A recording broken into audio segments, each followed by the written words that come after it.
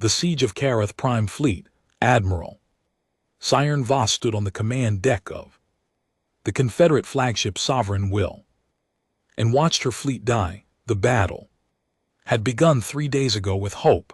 800 warships of the Velari Confederation had formed a defensive sphere around KTH Prime, their formation tight and disciplined. Orbital defense stations added their firepower to the mix. Planetary shield generators hummed with enough power to stop a small moon. By every calculation, by every strategic model, they should have been able to hold, but the Drachnal had brought 2,000 ships, and they had brought something new. Another shield collapse on Station 7, reported her tactical officer, his voice cracking with exhaustion. They're using those gravity weapons again. We can't compensate fast enough. Serena watched the holographic display as another cluster of friendly signatures winked out of existence. The Drachnal gravity disruptors were tearing holes in their shield coverage, creating gaps that lasted only seconds but allowed perfectly timed torpedo strikes to slip through. It was like fighting an enemy who could open doors in your armor whenever they wished. How many ships do we have left? She asked. 17. Combat effective. Another 40 with partial systems. The tactical officer paused. Down from 800, Admiral. Sirena closed her eyes for a moment. 600 ships destroyed or disabled in 3 days. Tens of thousands of crew members dead, and the Drachnal kept coming. Their insectoid warriors apparently feeling no fatigue, no grief, no hesitation. The door to the command deck slid open, and High Marshal Torben entered. The Velari commander was tall and thin, his blue-cowled skin pale with stress. His species had held KTH Prime for 3 centuries. His ancestors had built the cities below. His children lived in those cities now, looking up at a sky filled with war. The planetary shields are at 30%, Torben said. His voice was calm, but Serena had served with him long enough to hear the despair underneath. My engineers estimate 18 hours before complete failure, and then the Drachnal land, and my people. He did not finish the sentence. He did not need to. Everyone knew what the Drachnal did to conquered populations. They did not take slaves. They did not negotiate surrender.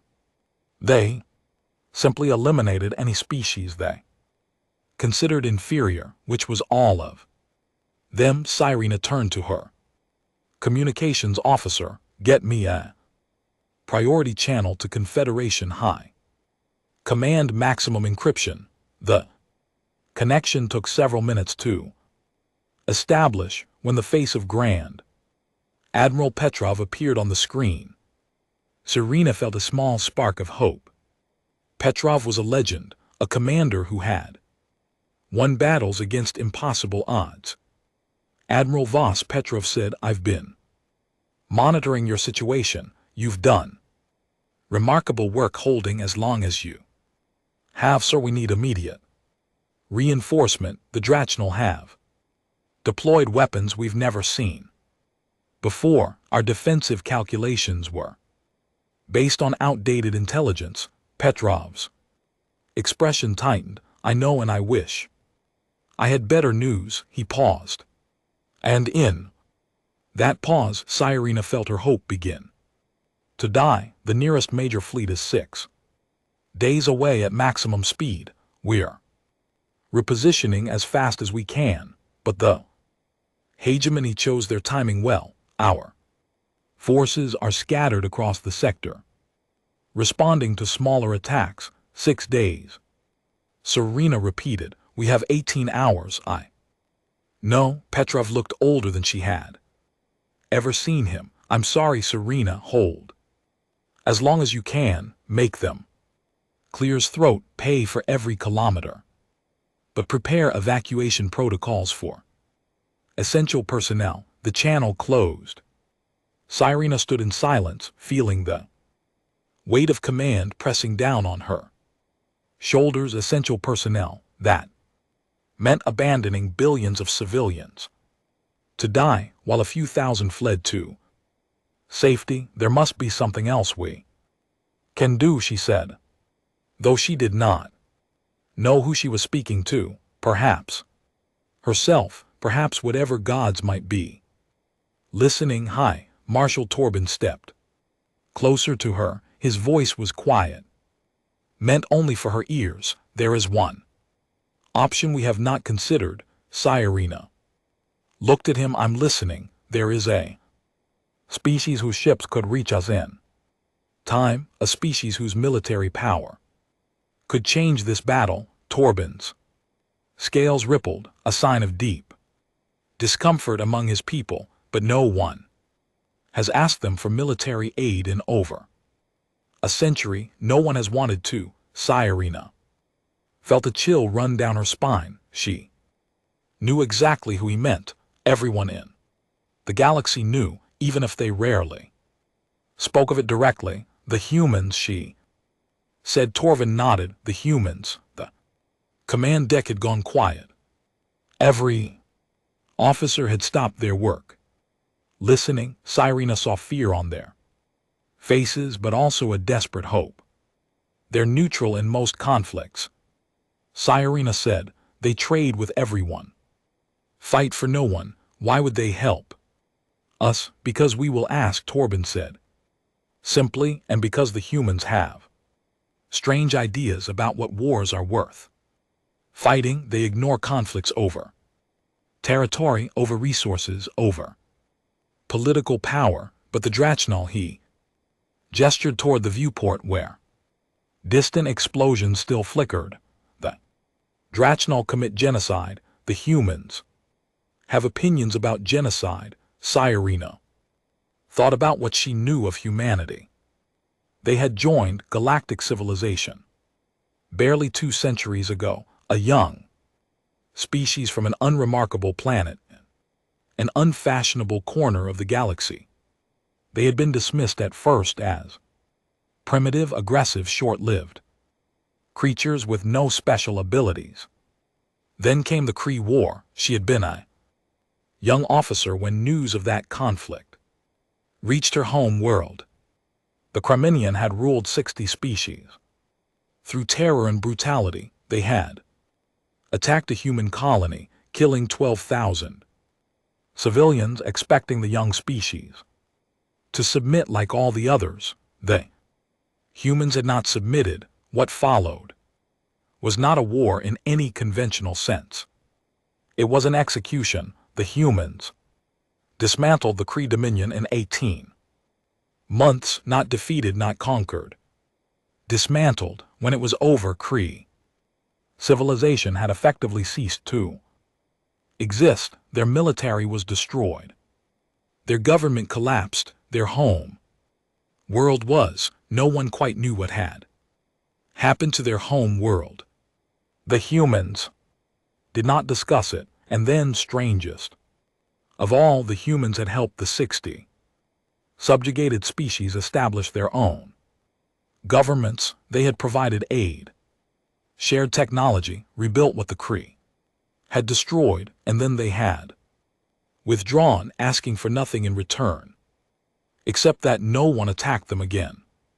The galaxy had learned 2 lessons from that war. First, humans did not start conflicts, but they finished them absolutely. Second, their mercy afterward was somehow more terrifying than their wrath, because it proved the destruction had not been passion, it had been policy. Even if they respond, Cyrena said slowly, they might not arrive in time. Human ships are faster than ours, Torben replied.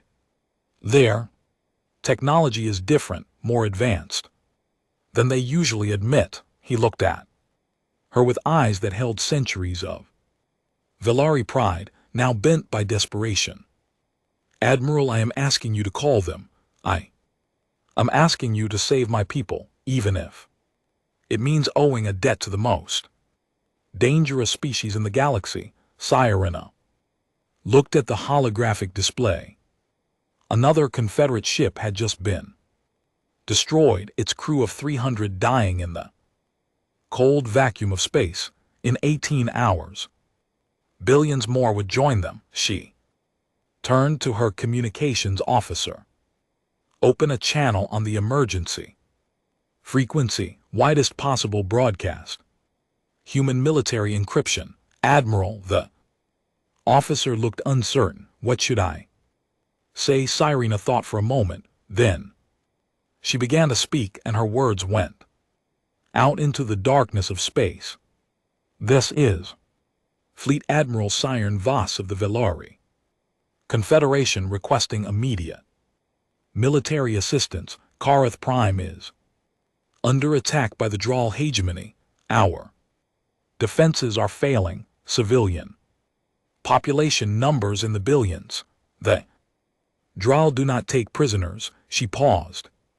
We are asking for help from anyone who will answer, from anyone who cares about what happens next. She nodded, and the officer ended the transmission. Now we wait, she said, outside the viewport.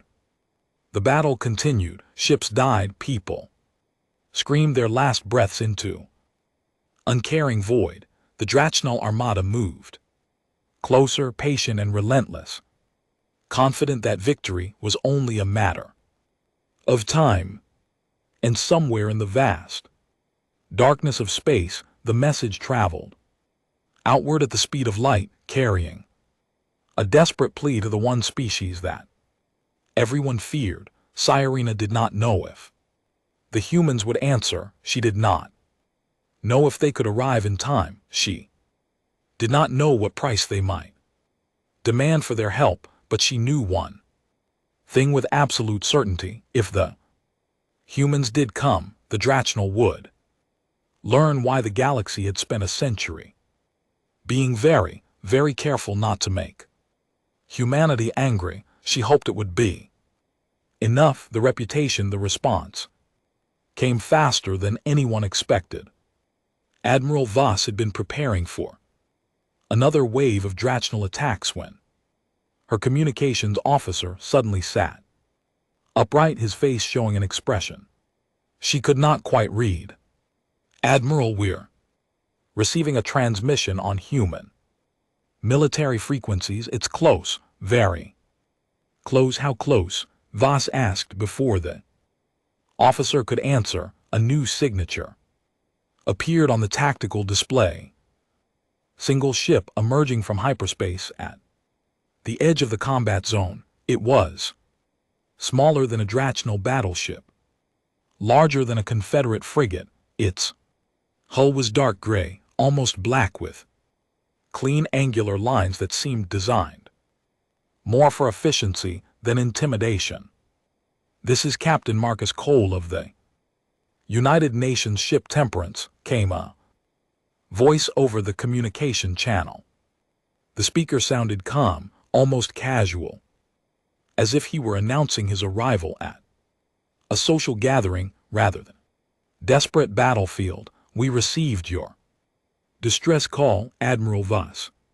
We were conducting a routine patrol in the neighboring system, happy to offer assistance. Voss stared at the display.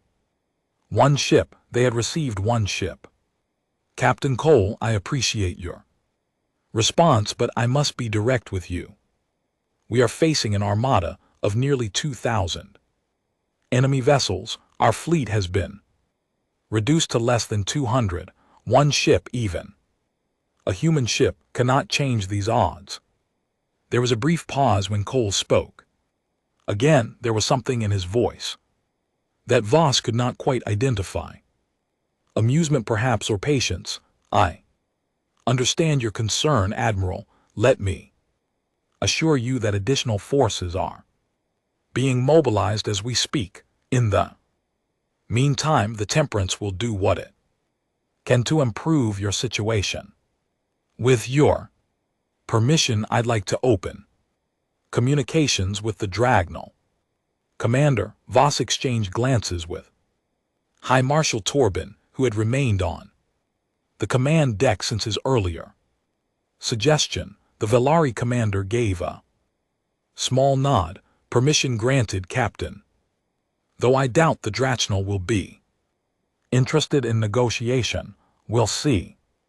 Cole said simply, switching to open broadcast far across the battlefield on the command deck of the Dragnal. Flagship Eternal Conquest Supreme.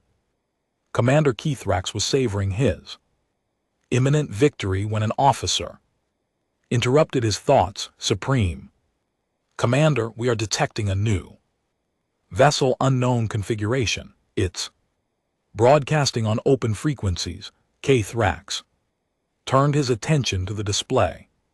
His compound eyes studied the small ship that had appeared behind the enemy lines. Compared to his massive battleships, it looked almost fragile. Single ship, he said. The Confederation must be truly desperate if they're calling in favors from minor species. Supreme Commander, said another officer. This one older, his carapace marked with the scars of many campaigns. That ship configuration matches human military design. The command deck went quiet. Keithrax noticed that several of his officers had stopped moving. Entirely human, he considered this for a moment. What are humans doing in this sector? Before anyone could answer, the human ship began broadcasting. This is Captain Marcus Cole of the United Nations ship Temperance to the commander of the Dragnal fleet. I am here to inform you that KTH Prime is now under human protection. You have 1 hour to begin withdrawing your forces from this system. If you fail to comply, you face the consequences of your decision. This is not a threat. This is a statement of fact. Temperance out.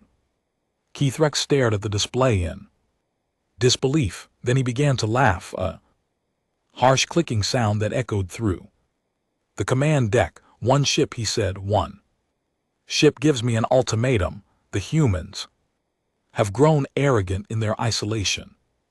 He turned to his tactical officer. Send 50 ships to destroy that vessel. Make it spectacular. Let the Confederation see what happens to those who interfere with the hegemony. Supreme Commander, the scarred officer spoke again. I strongly advise against engaging human forces. Our intelligence files contain extensive documentation of the Kree War.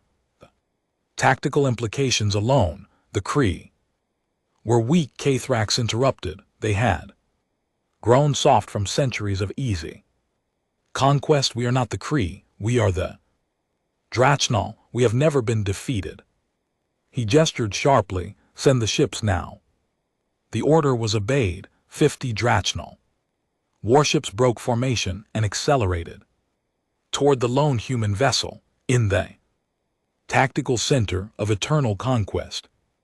Senior Intelligence Officer Vexar watched the deployment with growing unease. Unlike Keithrax, he had studied the humans extensively. Unlike Keithrax, he understood what they were facing. He pulled up the classified files on his personal display.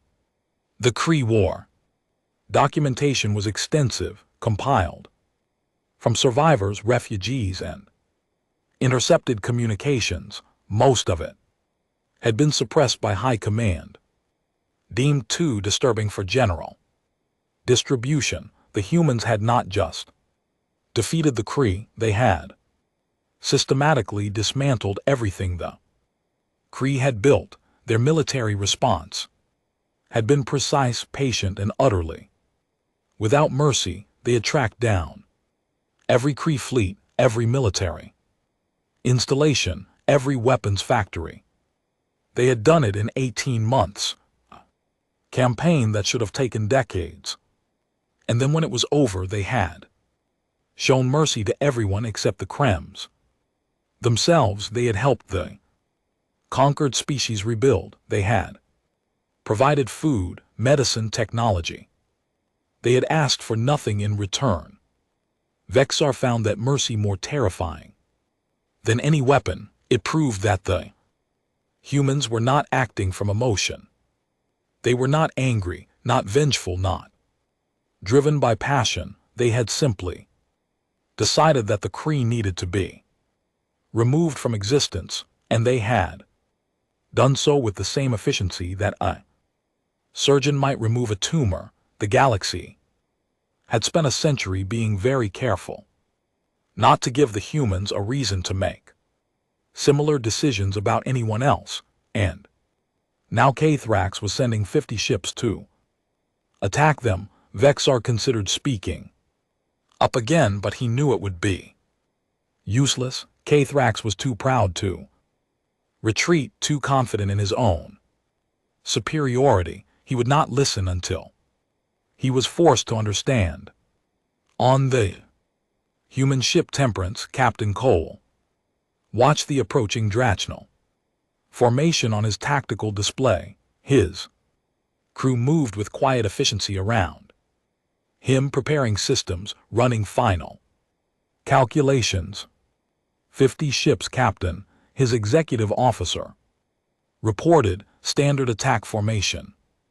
Estimated contact in 6 minutes. Cole nodded. Have they tried to communicate? No, sir. They appear to be treating this as a pure combat engagement. Unfortunate. Cole sat back in his command chair. All right, let's give them their lesson. Weapons free. Defensive pattern Omega. Lethal force is not authorized. I repeat, lethal force is not authorized. We're going to show them what we can do. We're not going to kill them for being stupid. The crew acknowledged his orders. The Temperance began to move, accelerating not away from the attacking ships but directly toward them on the Confederate flagship. Admiral Voss watched in horror as the human ship rushed toward 50 enemies. What is he doing? She demanded. That's suicide. Hi. Marshal Torvin said nothing. His eyes were fixed on the display. The Dreanal ships opened fire. Hundreds of weapon systems unleashed their fury at the tiny human vessel. Plasma bolts, kinetic rounds, guided missiles, all converging on a single target. None of them hit. The Temperance moved through the fire like water through a net. Its point defense systems tracked incoming projectiles with impossible precision, destroying them meters from the hull. Its engines adjusted course constantly, finding the gaps in the firing patterns that should not have existed, and then it began to fire back. The human weapons did not look impressive. No massive plasma bursts, no spectacular energy beams, just small fast projectiles that seemed to ignore shields entirely. Each shot struck a precise location on each target. Engines, weapon systems, communication arrays, never life support, never crew quarters, just the systems needed to fight. In 11 minutes, 50 Dragnal warships drifted dead in space. Their crews were alive, their ships intact but completely disabled.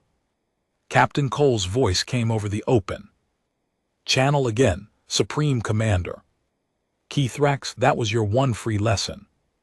The next engagement will not be so gentle. You now have 49 minutes to begin your withdrawal on the Confederate flagship. Admiral Voss realized she had forgotten to breathe. One ship, she whispered. One ship did that. Torvin's voice was equally quiet, and it was holding back. Did you notice not a single Drachnal died? The humans disabled 50 warships without killing anyone. He turned to look at her, and his expression was unreadable. They wanted us to see that.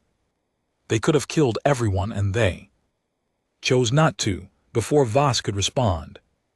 Her sensor officer spoke up, his voice strange and distant. Admiral, we're detecting new hyperspace signatures. Multiple signatures, many signatures. The display updated. At the edge of the system, space itself seemed to tear open as ship after ship emerged from hyperspace. Human ships, cruisers, destroyers, battleships, carriers, and at the center of the formation, something massive, something that made even the largest Drachnal battleship look small. 300 ships, the sensor officer reported. The lead vessel is Broadcasting Identification, UNS. Consequence Admiral Helena Park. Commanding. Voss felt something she had not felt in 3 days. Hope on the Eternal Conquest. Supreme Commander Kithra stared at the display as 300 human warships took position around his armada. His 50 ships were drifting uselessly, their crews screaming for rescue. The enemy fleet had lost nothing. For the first time in his long career of conquest, Kithrax began to understand what fear felt like. The arrival. Admiral Helena Park stood on the bridge of the UN's Consequence and surveyed the battlefield. The dreadnought was the largest vessel humanity had ever constructed, nearly 3 kilometers of armored hull packed with weapons that most species could not even understand. It had never been deployed in combat before. She hoped it would not need to be deployed in combat. Now all ships report ready, Admiral, her tactical officer announced. Captain Coles Temperance is requesting permission to join the main formation. Granted, and get me a channel to the Confederate flagship. I want to coordinate with Admiral Voss before we proceed. The communication was established quickly. On the screen, Park saw a tired woman in a Confederate uniform, her face showing the strain of 3 days of desperate fighting. Admiral Park, Voss said, I cannot express how grateful we are for your arrival. Your timing is remarkable. We move fast when we need to, Park replied. I've reviewed the tactical situation. Your people have done an impressive job holding as long as you have. The Drael committed significant forces to this attack, nearly 2,000 ship. Voss confirmed, though Captain Cole has already reduced that number somewhat. Park allowed herself a small smile. Marcus does enjoy making an entrance. She turned serious again. Admiral, I need you to understand something. We're going to try to end this without further bloodshed. That's our preference. But if the Drachnal refuse to withdraw, we will not allow them to take this planet. Do you understand what that means? Voss was silent for a moment. I think I do. I hope you don't. I hope you never have to. See what we're capable of when we stop holding back. Park straightened in her chair. For now, pull your remaining ships back to a defensive perimeter around the planet. Protect the evacuation routes if things go wrong. Let us handle the Drachnal. Understood, Admiral, and thank you. The channel closed. Park turned to her communications officer. Open a broadcast to the Draal fleet, all frequencies. The officer nodded. Channel open, Admiral. Park stood and faced the main viewport, where the Drachnal armada was visible as a swarm of distant lights against the stars. Attention, Drachnal forces. This is Admiral Helena Park of the United Nations Space Force. I am commander of the human fleet that has just arrived in the system. She spoke clearly and calmly, her voice carrying no anger, no threat, just simple statement of facts. Captain Cole has already explained your situation, but I will make it clear one final time. This world is under human protection. You will withdraw your forces immediately. She paused, letting her words sink in. I understand that withdrawal may be difficult for your commander to accept. Pride is a powerful thing, so I offer you this. Leave now, and you can tell your people whatever story you wish. Say the defense was stronger than expected. Say you achieved your objectives and chose to depart. We will not contradict you. Your fleet remains intact. Your honor remains intact. Your soldiers go home to their families. Another pause on the tactical display. She could see the Dragnal ships holding position. No movement toward withdrawal. No movement toward attack.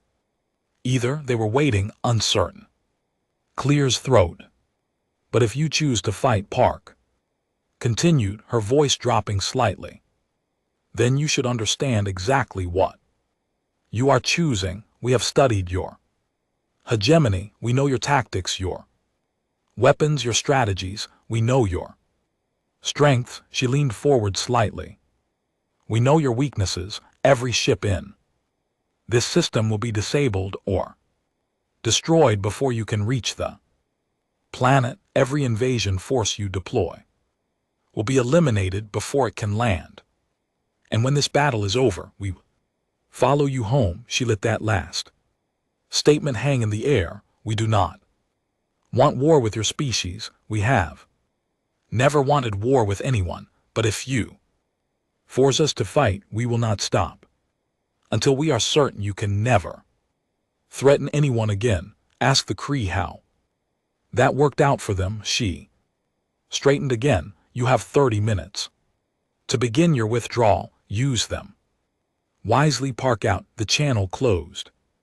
Park returned to her command chair and sat down. Now we wait, she said, on the eternal conquest, Supreme Commander. Keith stood in silence as the human admiral's words echoed through his command deck. Around him, his officers waited for orders. None of them spoke. None of them moved. Senior Intelligence Officer Vexar stepped forward. Supreme Commander, I have compiled a tactical analysis based on the engagement between the Temperance and our forward group.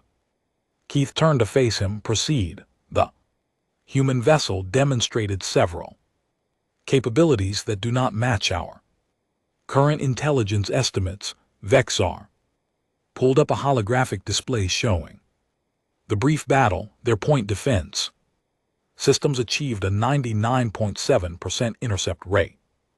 Against our weapons fire, this exceeds any known technology by a significant margin. Their offensive weapons appear to bypass our shields entirely. We do not understand how this is possible. Shields can be upgraded, Kath said. Weapons can be countered, Supreme Commander. With respect, that is not the most concerning finding. Vexar changed the display to show the current human formation. The Temperance is classified as a heavy cruiser in human documentation. It is a mid-range vessel, not their primary combat platform. The ships that have just arrived include vessels that dwarf the Temperance in every measurable category. He highlighted the consequence that Dreadnought alone has more weapons capacity than our entire fleet combined. According to our estimates, and our estimates may be conservative. Keith Rex stared at the display. His compound eyes moved over the human formation, counting ships, analyzing positions. They sent 300 ships to defend a world that is not theirs, he said slowly. Against an enemy they have no formal alliance with. Why? Vexar hesitated. Our psychological profiles of humans suggest they respond strongly to what they call moral imperatives. Actions they consider unjust trigger a disproportionate response. The CRT attacked a human colony and killed civilians. The humans destroyed the entire Kree civilization. We have not attacked any human worlds. No Supreme Commander, but we have declared our intention to exterminate the population of KTH Prime, billions of sentient beings. Our own records of previous conquests are public knowledge. Vexar's voice was careful, measured. The humans may view our actions as similar, enough to warrant a similar response. From across the command deck, another voice spoke. It was old, rasping, coming from a communications officer who rarely said anything at all. I survived the Kree war. Every officer turned to look at him.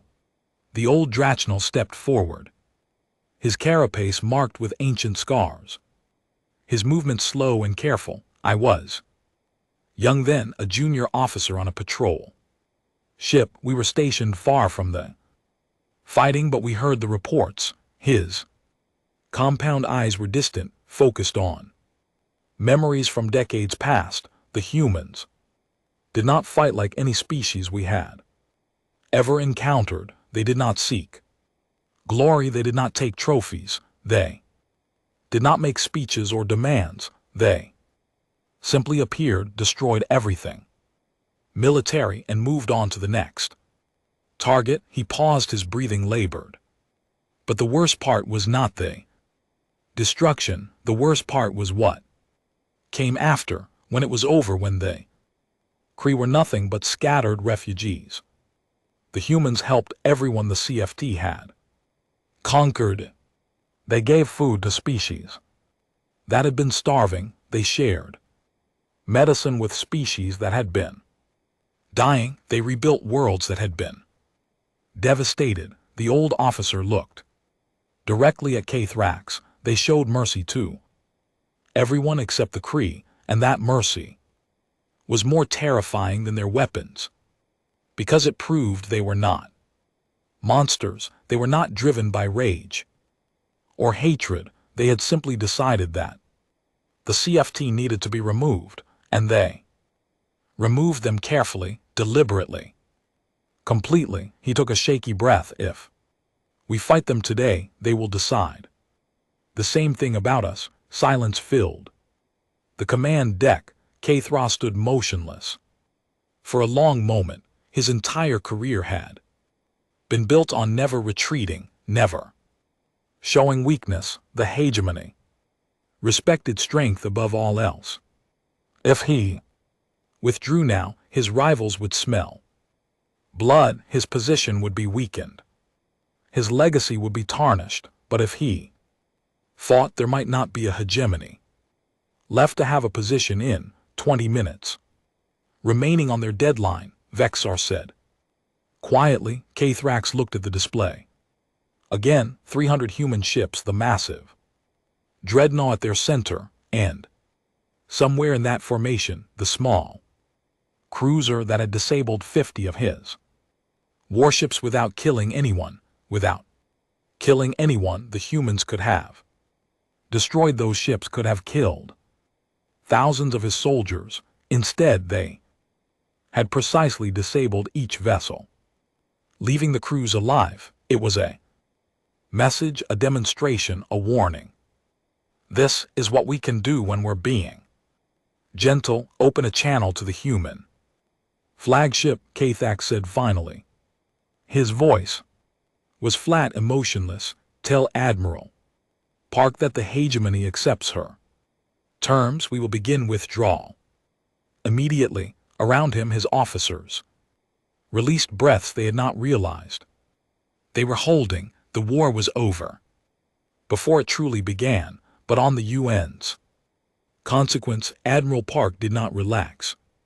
She had dealt with pride before. She had dealt with commanders who changed their minds, who sought revenge, who could not accept defeat. Maintain battle readiness, she ordered, until the last Dragnal ship leaves this system. We Assume nothing, she was wise to be. Cautious because on the eternal conquest Kathrax was already making different calculations. Withdrawal today did not mean surrender forever. He would retreat. Yes, he would save his fleet. But he would also remember this humiliation, and he would find a way to make the humans pay for it somehow. The choice for 3 hours, it seemed like peace would hold. The Draw fleet began its withdrawal in orderly formation. Ships moved toward the system's edge, preparing for hyperspace jumps. On the Confederate flagship, Admiral Voss allowed herself a moment of relief.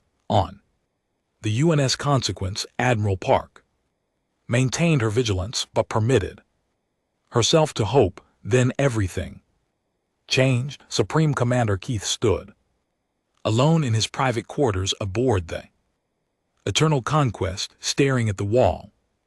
His mind churned with humiliation and rage.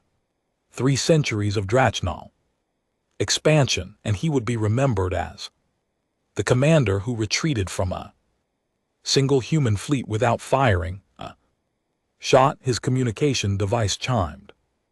He answered it and found himself looking at a face he had not expected.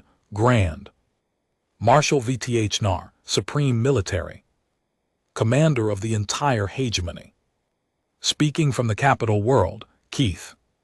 The Grand Marshal said, I have been monitoring your situation, Grand Marshal. Keith straightened. I was about to file my report. The tactical situation. I know the tactical situation. I also know what you're thinking. The Grand Marshal's compound eyes glittered. You're thinking about your legacy, your career, your pride. Kathrax said nothing. What if I told you there was another way? The Grand Marshal leaned forward. The humans are confident, perhaps too confident. They believe their reputation alone protect them, that no species would dare challenge them directly. They have 300 warships in system. We saw what one of their cruisers did to 50 of our ships. One cruiser against 50 ships that were attacking blindly using standard tactics against a superior opponent. The Grand Marshal's voice grew intense. We have studied the Kree War, Kathrax. We know how the humans fight. They are precise. They are methodical. They are also predictable. They follow rules. They try to minimize casualties. They hold back their true power until they believe it is necessary. Kathrax felt something cold settle in his stomach. What are you suggesting?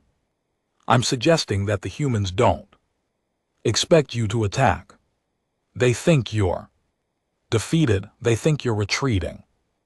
They've already begun to relax their formation. The Grand Marshal pulled up a tactical display. If you strike now with everything you have, you could destroy a significant portion of their fleet before they respond. Yes, you would lose ships, perhaps many ships, but you would prove that humans can be hurt. You would prove they are not invincible, and if we fail, then you die as a hero of the hegemony. But you won't fail entirely, even if you can't. When you can bleed them, you can make them pay a price. The Grand Marshal's voice dropped. The galaxy is watching. Kathrax, every species is wondering if the humans can truly be challenged. If you show them that humans can be hurt, that they can be made to suffer, you change everything. Keith stared at the display. Part of him knew this was madness. Part of him remembered the old officer story, the terror of the Kree War, the methodical destruction of an entire civilization. But another part of him, the part that had conquered worlds and crushed rebellions and never once retreated, that part whispered that the Grand Marshal was right. The humans were arrogant, they expected compliance. They were not prepared for defiance. Do it, the Grand Marshal said. Strike. Now make history. Cathrax closed his eyes. When he opened them, his decision was made. All ships halt, withdrawal, he ordered over the fleet channel. Prepare for immediate attack. Target the human dreadnought. All weapons full power. We strike together. On the UN consequence. Admiral Park was reviewing after action reports when alarms began screaming. Across her bridge, Admiral, the Drachnal fleet has reversed course. There. Coming back fast. Park was on her feet. Instantly, battle stations, all ships to defensive formation. Admiral there. Not just attacking, her tactical officer's voice was tight with disbelief. They're attacking us, all of them. Every ship in their fleet is converging on our position. Park watched the display as nearly 2,000 enemy ships turned and accelerated toward her fleet. It was insane. It was suicide, and it was happening. They think they can overwhelm us with numbers, she said quietly. They think if they hit us hard enough and fast enough, they can win. Through sheer aggression, can they? Park's expression hardened. No, but they can make us kill them. She took a deep breath. All ships weapons free. Lethal force is authorized. Repeat, lethal force is authorized. The battle that followed would be studied in militaremies for centuries. The Drachnal came in waves, throwing everything they had at the human formation. Their weapons fire filled space with deadly light. Their ships showed no fear, no hesitation, pressing forward even as the human weapons tore them apart. And they human weapons were terrible. On the Confederate flagship, Admiral Voss watched in horror and awe as the human fleet revealed its true capabilities. The restrained, precise strikes that had disabled 50 Dragnal ships earlier were gone. In their place were weapons that cut through shields like paper, that shattered holes with single shots, that turned massive warships into expanding clouds of debris. The consequence led the defense, its weapon systems firing in coordinated patterns that created overlapping fields of destruction. Enemy ships that entered those fields simply ceased to exist. But even the smaller human vessels were devastating, each one accounting for dozens of Drachnal casualties. Yet the Drachnal kept coming. Cathrax watched from the eternal conquest as his fleet died around him. Ship after ship vanished from his display. Thousands of his soldiers dying every minute. But the human fleet was not untouched. He could see it now. Human ships were taking damage. Some were even being destroyed, overwhelmed by the sheer volume of fire. We're hurting them, he said, his voice rising with desperate hope. We're actually hurting them. He was right. 6 human vessels had been destroyed. Another dozen were damaged. The Drachnal were paying 100 lives for every human casualty, but they were proving that humans could bleed. On the consequence, Admiral Park saw the same numbers. 6 ships lost, 1,800 crew members dead. The price of the Drachnal's desperation. Admiral, her tactical officer, reported. The Drachnal flagship is attempting to break through to the planet. If they reach atmosphere, they could deploy ground forces. Not happening. Park's voice was cold. Concentrate fire on the eternal conquest. I want that ship disabled. The consequence turned its attention to Cathrax's flagship. The Dreadnought's main weapon spoke, and the eternal conquest shields collapsed. Second, precise strikes disabled engines, weapons, communications. The Massive ship went dark, drifting helplessly, but Catharax was not finished. From his disabled bridge he watched his remaining ships continue the attack. They were down to 800 vessels. Now then 600, then 400. The human fleet had lost 8 ships. The exchange rate was absurd, impossible, catastrophic. And still the Drachnal came. Admiral Park made a decision. She opened a broadcast to the entire battlefield. Drachnal forces, your flagship has been disabled. Your commander cannot lead you. This battle is over. Stand down now, and you will be allowed to surrender. With honor, continue fighting, and you will die for nothing. She paused. This is your only warning. For a long moment, nothing changed. The Drachnal ships continued their attacks, driven by momentum and training and the fear of showing weakness. Then one by one they began to stop. It started with a single destroyer that powered down its weapons and transmitted a surrender signal. Then another, then a dozen more. The wave of capitulation spread through the fleet like wildfire. Crews who had watched their comrades die by the thousands decided they did not want to join them. Within 30 minutes, the battle was over. The surviving Drachnal ships drifted in space, their weapons silent, their crews waiting for the mercy they were not sure would come. Admiral Park surveyed the battlefield. 1,800 Draw ships destroyed or disabled, nearly 200,000 enemy soldiers dead, and on her side 8 ships lost, 600 crew members killed. The humans had won. The cost had been terrible, but they had won. Begin rescue operations, she ordered. I want every survivor recovered, every wounded treated, every dead honored. She looked at the drifting hulk of the eternal conquest. And get me a channel to whatever passes for command on that flagship. Keith and I need to have a conversation in the ruins of his command deck.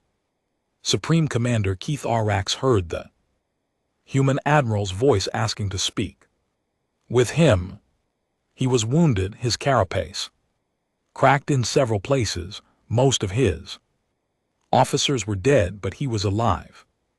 And he would have to explain to the galaxy why he had thrown away an entire fleet for nothing. He accepted the communication. Admiral Park's face appeared on his damaged display. Supreme Commander, she said, you crews will be rescued and repatriated. Your ships will be returned after demilitarization.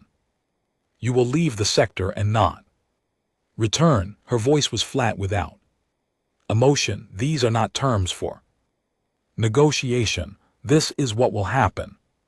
Keith stared at her. Why? He asked. Why? Let us live. We attacked you. We killed your people. Park's expression did not change. Because killing you accomplishes nothing. Because your crews were following orders from a commander who made a foolish choice. Because we are not the Drachnal. She leaned slightly forward. And because I want you to go home and tell everyone what happened here. I want every species in the galaxy to know what we can do when we're forced to fight. And I want them to know that even after all of this, we chose mercy. She paused. Don't make us regret that choice, Supreme Commander. Don't make us come to your home world, because if you do, we won't be merciful again. Channel closed. Kathra sat in the darkness of his ruined ship, surrounded by death, and understood for the first time what the old officer had been trying to tell him. The humans were not monsters. They were something far more dangerous. They were people who knew exactly what they were capable of and chose every single day not to be that thing until someone forced them.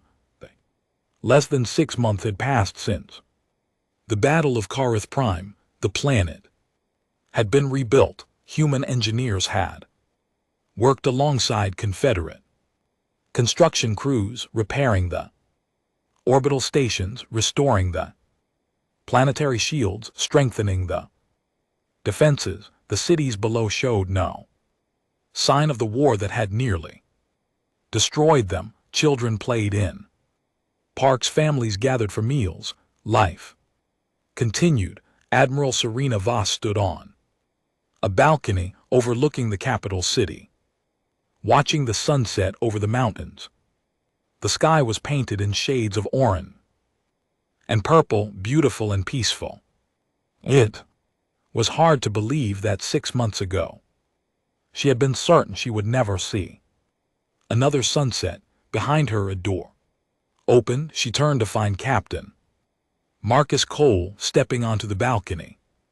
He was in civilian clothes now, his uniform packed away for the journey home. The human fleet had begun its withdrawal that morning. Their work was done. Captain Cole, she said, I was hoping to see you before you left. Admiral, he moved to stand beside her, looking out at the same view. Beautiful world you've got here. It is now. She was quiet for a moment. Thanks to you. Thanks to your people. Cole shrugged. We just did what needed to be done. You did more than that. Voss turned to face him. I've been thinking about this for months. The question that kept me awake at night, and I finally decided I needed to ask you before you left. What question? Why? The word came out simply, carrying all the weight of everything she had witnessed. Why show mercy? Why let them live? You could have destroyed the Drachnal fleet completely. You could have pursued them home, done to them what you did to the CRT, after what Kathrax did, after he attacked you during a ceasefire. No one would have blamed you. Cole did not answer immediately. He looked out at the sunset, his expression thoughtful. Did you know I lost friends in that battle? He said finally. 8 ships, 600 people, some of them I had served with for years. Good people. People with families waiting for them back home. I'm sorry, so am I. He took a deep breath. When Kathrax made his choice, when he turned his fleet around and attacked us, I wanted to destroy them all. I wanted to chase them back to their home world and burn it to ash. I wanted to make them pay for every single life they took. His voice was calm, matter of fact, as if he were discussing the weather. That calmness made his words more frightening than any rage would have been. But we didn't do that, he continued. Do you know why? Voss shook her head. Because we learned something about ourselves a long time ago. Something terrible. Cole turned to meet her eyes. We learned that we are very, very good at destruction, better than we ever wanted to be, back on our home world. Before we ever reached the stars, we spent thousands of years perfecting the art of killing each other. We built weapons that could destroy cities in seconds. We developed strategies for genocide. We came within a hair of wiping ourselves out more than once. He paused, letting that sink in. When we finally made it to the stars, we thought we had moved past all that. We thought we had grown up, and then we met the Kree. Voss had heard stories of the Kree War, but never from someone who had lived through it. She found herself listening intently. The Kree attacked one of our colonies, 12,000 civilians dead in a single day, and something activated in us, something old and dark and terrible. All those instincts we thought we had buried came roaring back to the surface. Cole's voice grew quieter. We destroyed them, not just their military, their entire civilization.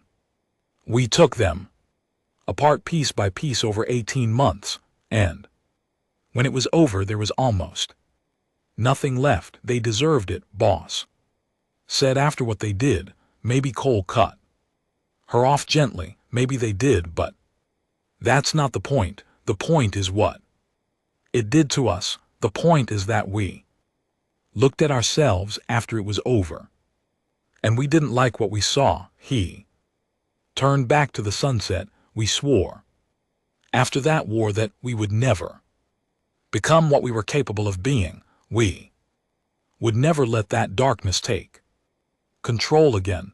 Every enemy we spare, every chance we give is a choice, a reminder to ourselves that we're still human. Voss considered his words carefully. But what if mercy fails? What if Kathrax comes back? What if the Dragnel decide to try again? Cole smiled, but there was no warmth in it. For just a moment, Voss saw something ancient and cold behind his eyes, something that reminded her of deep space and eternal darkness. Then we stop being merciful, he said simply, and everyone who ever wondered why the galaxy fears us will have their answer. The sun had nearly set now. The first stars were appearing in the darkening sky. We don't show mercy because we're weak, Admiral Cole said. We show mercy because we know exactly what we could do. Instead, we hold ourselves back every single day, every single decision. Because we have to, because if we ever let go completely, there would be no one left to stop us. He extended his hand, and Voss shook it. Take care of your world, Admiral. I hope we never have to come back here under circumstances like these. So do I, Captain. She held his hand a moment longer. And thank you for everything. Cole nodded and walked away, disappearing into the building behind them. Voss stayed on the balcony for a long time, watching the stars come out. Somewhere up there, the human fleet was gathering for its departure. 300 ships that could have conquered the galaxy if their crews had wished it. Instead, they were going home, leaving behind a world they had saved and an enemy they had spared. In the months that followed, the galaxy slowly absorbed the lessons of HFY Prime. The Dragnel hegemony retreated to its core territories. Weakened and humiliated, rumors spread of internal conflict, of subject species rising up, of a civilization questioning everything it had believed about strength and conquest. Grand Marshal VTHNAR, who had urged Kathrax to attack, was quietly removed from power. Kathrax himself lived in disgrace, a broken commander haunted by the memory of everything he had lost throughout the galaxy. Species who had once considered expansion and conquest began to reconsider, not because they feared the humans would stop them directly, but because they understood now what human attention could mean. Better to build than to destroy, better to trade than to conquer, better to grow together than to grow alone. And on 1,000 worlds, in 1,000 languages, teachers began telling a new story to their students. The story of Kareth Prime, the story of the battle that was lost until someone called the species everyone feared. The story had many versions, but they all ended the same way. True power, the teacher said, is not the ability to destroy. Any fool with enough weapons can destroy. True power is the ability to destroy and choosing not to. True strength is looking at your enemy, knowing you could end them completely, and offering mercy instead. The humans understood this. The humans lived it every day, and that understanding, that choice made fresh with every sunrise, was why the galaxy feared them, not because of what they would do, but because of what they could do and didn't. High above Kareth Prime, the last human, ships engaged their hyperspace drives and vanished into the stars. Behind them they left a world at peace, an enemy defeated but alive, and a lesson that would echo through history. Admiral Voss watched them go, and she made a silent promise to herself she would remember this day. She would remember what the humans had taught her about power and mercy, and the courage it took to choose compassion over vengeance. And if anyone ever asked her about the species everyone feared, she would tell them the truth. The humans were not feared because they were strong. They were feared because they were strong enough to be gentle, and that made all the